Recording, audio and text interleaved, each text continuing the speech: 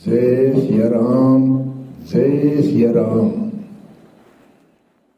हमारे पूरे संसार में 3 तरह के वीर होते हैं, दानवीर, ज्ञानवीर, शूरवीर।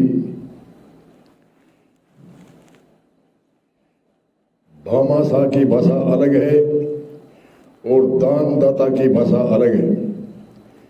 दानदाता उसे कहते हैं कि अपने जो औकात है, अपने औकात के अनुसार 1 रुपए से लेकर के लाखों रुपए तक दान देता है, उसको कहते हैं दानदाता। और भामाशाह उन्हें कहते हैं जो पूर्व जन्म की कमाई से और इस जन्म में धन संपत्ति का बड़ा कारोबार हो और दिलदार हो और बढ़ चढ़ के दान देता है, उसको कहते हैं भामाशाह। और दानवीर की भाषा अलग है। दानवीर अपना सब कुछ निछावर कर देता है, लुटा देता है। जो कोई दीन दुखी मांगने आता है, कोई भी मांगने वाला संस्था, उनको सब कुछ लुटा देता है। ऐसे कई अनेक राजाओं की, अनेक धनाढ़ी जो आस्थावान भगत थे, उनका उदाहरण है। परंतु एक दानवीर की कथा कर्ण की हम कहते हैं। कृष्ण जी अर्जुन को कहते थे कि कर्ण बड़ा दानवीर है, और अर्जुन इस शब्द से चिढ़ता था, क्या समान है इसके पास, इसको दानवीर कहते हो। क्योंकि कैरव पांडु राजा थे और कर्ण तो एक साधारण जनमानव व्यक्ति था, परंतु फिर भी कृष्ण जी उनको दानवीर कहते थे। और अर्जुन इस दानवीर की भाषा से चिढ़ता था, क्या समान है कर्ण के पास में। तो कहते हैं कर्ण द्रोणाचार्य को विद्या सीखने के, अस्त्र शस्त्र की विद्या, बाण विद्या, गदा की विद्या, कुश्ती विद्या, तलवार, ढाल, भाला आदि की विद्या, अस्त्र शस्त्र की विद्या द्रोणाचार्य से सीखने के लिए कर्ण ने निवेदन किया, तो द्रोणाचार्य ने उसको मना कर दिया। क्यों कि पुराने समय में राजा जो राजघराने के पालक नौजवान होते थे, उनको जो गुरु आचार्य अस्त्र शस्त्र की विद्या सिखाता था, उनको दूसरों को विद्या नहीं सिखाने देते थे। उनका कहना था कि हम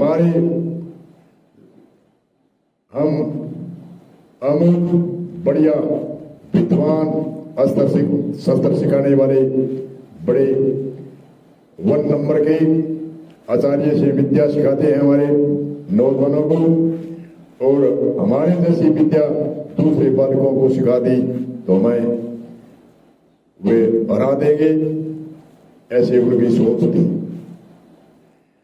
तो कर्ण ने इधर उधर सुना कि परशुराम जी ने उस समय एक संकल्प दिया था, कोई कारण से, लंबी चौड़ी कथा होगी, ये कारण नहीं बताते हमें। परशुराम ने यह संकल्प दिया था कि मैं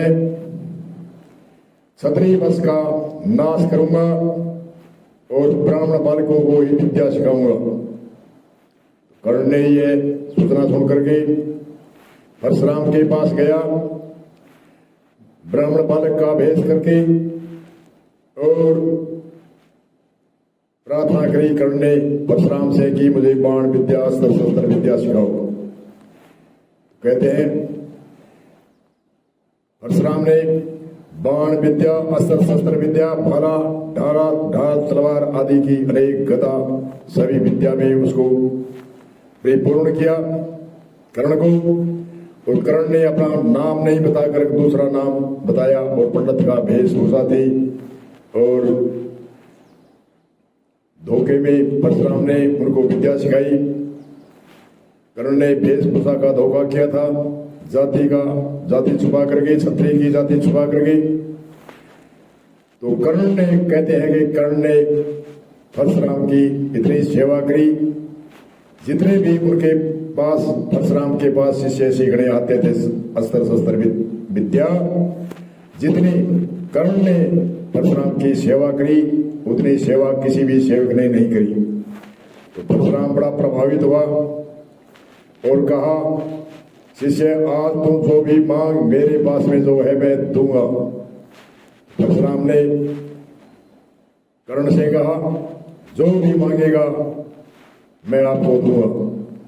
कर्ण ने बार बार प्रार्थना निवेदन कोटिन कोट प्रणाम करते हुए कहा, मुझे 5 बाण ऐसे दो जो नाम लेने पर वही मरना चाहिए और खाली नहीं जाए, ऐसे बाण दो।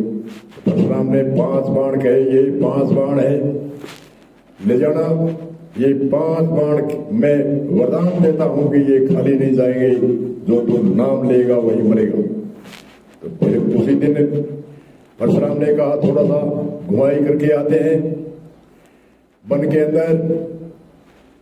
पुराने समय में घूमना फिरना, अस्त्र शस्त्र विद्या सीखने वाले वन में आदि में अस्त्र शस्त्र विद्या सीखते थे और घूमते थे। तो परशुराम और कर्ण दोनों उसके आश्रम से भोजन पानी आदि सामग्री लेकर के और चलते गए तो एक थकान हुई तो एक पेड़ बड़ा छायादार था, उसमें बैठे, उसकी छाया में बैठे और वहां भोजन पानी किया। और परशुराम ने कहा, मैं वर्द हूं, कुछ थकान आ गई है तो आप ये एक पत्थर ले आना, मैं सिर के नीचे सिरना लगा करके मैं कई देर विश्राम करूंगा।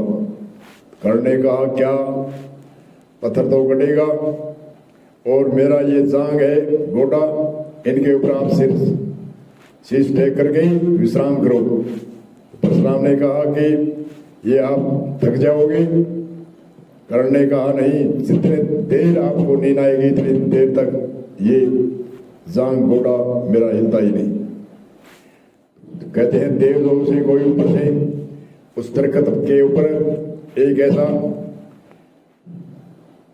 जंतु आया और कर्ण के पिंडी में एक डग सा मार करके खून की धार चली और उसने कर्ण ने अंगूठा लगाया, फिर भी नीचे जमीन खून से गीली हो गई, परंतु कर्ण ने वह जांग गोटे को हिलने नहीं दिया, चूम तक नहीं किया। तो परशुराम जी की नींद खुली और नीचे देखा तो लोही लुहान पृथ्वी है और अंगूठा लगाए कर्ण बैठा है। तो परशुराम ने कहा, ये क्या हुआ? तो कर्ण ने कहा, एक ऊपर से एक ऐसा ही जानवर आया, उसने मेरी पिंडी के डग मारा और खून की धार बही और ये जमीन भी गिली लोही लोहार हो गई और मैंने इसके अंगूठा लगाया, अब ये खून रुक रहा है। तो कहा, आप हिले क्यों नहीं, चिल्लाट क्यों नहीं कर किया? कर्ण ने कहा, गुरु की नींद उड़ जाए, इसे मैंने एक रोज में आकर के जाड़ बिजली क्या फर्क पड़ता है, लोही तो दोबारा और मरता रहेगा। गुरु जी की नींद खराब होगी, विश्राम में बाधा आएगी। तो परशुराम ने कहा कि एक उसका नाम उस समय कर्ण नहीं था, उसने और भी नाम बताया था। तो परशुराम ने कहा, आप ब्राह्मण नहीं हो, अगर जे ब्राह्मण होता तो उछलता कूदता चिल्लाता इतना खून निकलने पर। आप कोई क्षत्रिय वंश के हो, सत्य बताओ। तो कर्ण कहता है कि बार बार प्रणाम करता है, धूसता है, आंखों में पानी आता है, गिड़गिड़ाता है। तो परशुराम ने कहा, मैं 7 गुना माफ है, आप आपका वंश की जाति बताओ। भी पंडित होता तो चिल्लाता, रोता, उछलता, कूदता और छतरी के बिना इतना रोष नहीं आता, क्योंकि छतरी की एक खानदानी का एक असर होता है। तो हमारे सभी परिवार में खानदानी का असर, माता पिता दादा दादी का आता है। तो छतरी वंश के होने के कारण से आपने जाड़ बीती है। बताओ, सच है, बताओ, आपको 7 गुना माफ है। कर्ण ने आंखों में पानी भर के कहा, मैं द्रोणाचार्य के पास में विद्या सीखने गया। उसने कहा, हम पांडवों को सिखाएंगे, आपको नहीं सिखाएंगे। तो मैं एक साधारण सा, वो तो राजा के पुत्र है और मैं साधारण व्यक्ति हूँ।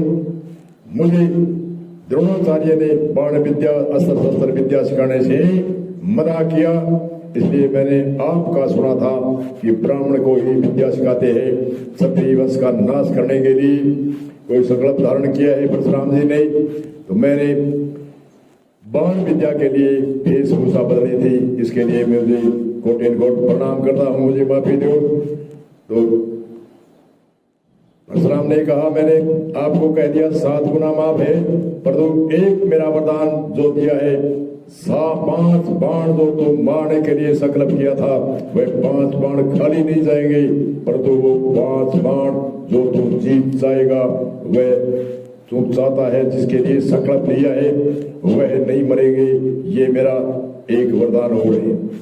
तो ये 5 बाण ले जाओ। मैं सिर्फ एक तेरी परीक्षा लेने के लिए वन में यात्रा के लिए आया था और मेरा आशीर्वाद है, आपने मेरी बड़ी सेवा करी है, इसलिए मैं सेवा से प्रभावित हूँ, इसलिए आशीर्वाद दे दिया। और थापी लगा करके सिर पर हाथ आशीर्वाद दिया परशुराम ने। और कर्ण हस्तिनापुर में आ गया। अब आगे चर्चा करते हैं। प्रभु जय श्री राम आगे बताते हैं क्या क्या हुआ, पांडवों में गलती कैसे बची।